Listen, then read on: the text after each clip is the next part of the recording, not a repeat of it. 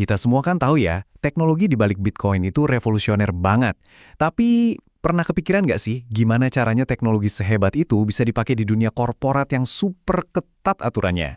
Jawabannya, ternyata bukan Bitcoin itu sendiri, tapi ada sesuatu yang memang dirancang khusus untuk itu. Nah, selamat datang di pembahasan kita kali ini tentang Hyperledger Fabric, blockchain yang emang dibuat khusus untuk bisnis. Ini nih pertanyaan yang penting banget.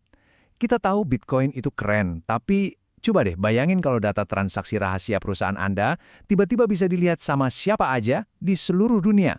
Waduh, atau bayangin harus nunggu 10 menit cuma buat satu konfirmasi transaksi. Wah, keburu tutup tokonya kan?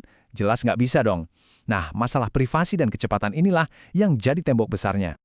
Oke, biar kebayang. Kita bedah perbedaannya ya. Di satu sisi ada blockchain publik. Anggap aja ini kayak alun-alun kota, semua orang boleh masuk, anonim, bebas. Bagus sih buat desentralisasi, tapi buat bisnis yang datanya rahasia banget, ini jelas nggak cocok. Nah, di sisi lain ada blockchain berizin, kayak Fabric. Ini lebih mirip private club, semua anggotanya jelas siapa, identitasnya terverifikasi, hasilnya, transaksi bisa ngebut, dan yang paling krusial, kita bisa atur siapa yang boleh lihat data apa. Buat institusi kayak bank atau rumah sakit, ini bukan pilihan lagi, ini udah jadi keharusan. Nah, dari kebutuhan akan privasi, kecepatan, dan kontrol inilah lahir sebuah solusi, sebuah alat yang pada dasarnya mengambil ide-ide terbaik dari blockchain, lalu memolesnya habis-habisan biar siap pakai untuk lingkungan perusahaan yang kompleks. Dan inilah dia solusinya, Hyperledger Fabric. Proyek ini diinisiasi oleh The Linux Foundation tahun 2015 dan sifatnya open source. Anggap aja ini kayak satu set balok Lego yang super canggih buat para developer. Jadi perusahaan bisa pilih-pilih dan merakit komponen yang mereka butuhkan, misalnya sistem identitasnya, aturan konsensusnya, buat ngebangun blockchain yang benar-benar gue banget, alias pas sama operasional mereka. Oke, sekarang yuk kita bedah lebih dalam lagi. Apa aja sih keunggulan yang bikin Fabric ini jadi pilihan utama buat aplikasi kelas kakap di perusahaan? Nah, ada 4 pilar utama nih yang bikin Fabric ini begitu kuat buat dunia korporat. Seperti yang bisa kita lihat, semuanya soal jaringan yang berizin dan privat, performa tinggi, tata kelola dan kontrol akses yang jelas, plus sifatnya yang terbuka dan modular. Oke, kita bahas satu persatu ya. Pilar pertama. Dan ini mungkin yang paling fundamental, jaringan berizin. Jadi, lupakan deh akun-akun anonim atau peserta misterius. Di jaringan Fabric, setiap organisasi yang mau bergabung itu wajib, ibaratnya, menunjukkan KTP-nya. Identitas mereka harus diketahui dan diverifikasi. Ini hukumnya wajib di industri kayak keuangan atau kesehatan, di mana kepercayaan dan aturan itu nomor 1. Nah ini nih, bagian yang genius banget dari Fabric. Bayangin ya, seluruh jaringan ini tuh satu gedung kantor raksasa. Terus, ada fitur namanya channels, yang fungsinya kayak bikin ruang rapat rahasia di dalam gedung itu. Jadi misalnya nih, Bank A sama pemasok X lagi transaksi di satu channel. Nah, di ruang sebelah, Bank B yang notabene kompetitornya Bank A, bisa transaksi juga sama pemasok Y di channel mereka sendiri. Mereka ada di gedung yang sama, tapi sama sekali nggak bisa saling intip.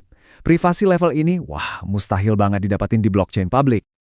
Oke, kita udah paham kenapa Fabric ini begitu kuat. Sekarang yuk kita coba intip gimana cara kerjanya. Kita bongkar mesinnya sedikit. Alur transaksinya itu sebenarnya bisa kita bayangin kayak proses persetujuan di kantor. Ada 4 langkah. Pertama, proposal. Aplikasi klien ngajuin proposal transaksi ke pihak-pihak terkait atau yang disebut peers. Kedua, endorsement.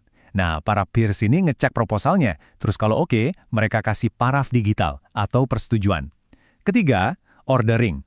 Proposal yang udah dapat paraf tadi dikumpulin sama sekretariat pusat namanya ordering service, terus disusun rapi jadi satu blok.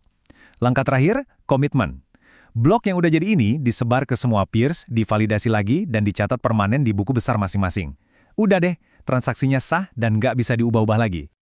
Oke, cukup teorinya ya. Sekarang kita pindah ke bagian yang paling seru. Kita lihat gimana Fabric ini beraksi di dunia nyata dan apa dampaknya. Contoh paling klasik dan paling kelihatan dampaknya itu di rantai pasok.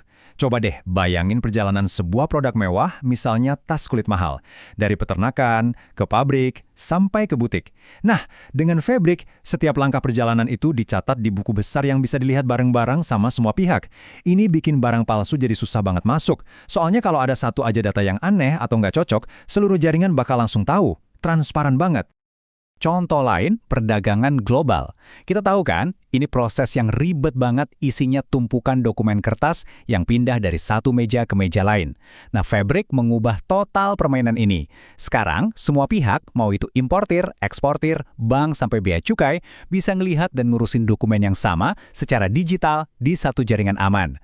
Nggak perlu lagi banyak perantara yang bikin proses jadi lambat dan mahal. Kepercayaannya sekarang dibangun langsung di atas sistem. Dan hasilnya, lihat deh angka ini. Proses yang tadinya bisa makan waktu 5-10 hari buat nunggu kurir, verifikasi manual, bolak-balik dokumen, sekarang, boom, bisa kelar cuma dalam hitungan jam. Ini bukan cuma perbaikan kecil-kecilan ya, ini lompatan besar sebuah revolusi efisiensi. Lalu di industri asuransi, ini jadi senjata ampuh buat melawan penipuan. Gini, dengan Fabric, setiap klaim itu kan dicatat di buku besar yang dibagi ke semua perusahaan asuransi. Jadi kalau ada orang iseng coba ngeklaim kerusakan mobil yang sama ke dua perusahaan berbeda, sistemnya bakal langsung nge-flag, langsung ketahuan. Catatannya permanen dan nggak bisa dihapus, jadi celah buat nipu, jadi ketutup rapat. Jadi, kalau kita tarik benang merahnya, intinya tuh ini. Hyperledger Fabric itu pada dasarnya adalah alat untuk membangun fondasi kepercayaan yang baru di dunia bisnis.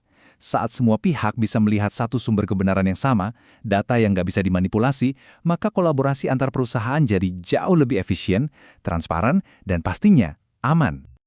Jadi, pertanyaannya sekarang bukan lagi apakah teknologi ini akan mengubah industri, tapi industri mana lagi yang akan jadi sasaran berikutnya?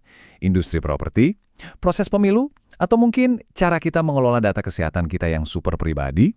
Masa depan sedang ditulis ulang dan sepertinya Febri memegang salah satu penanya.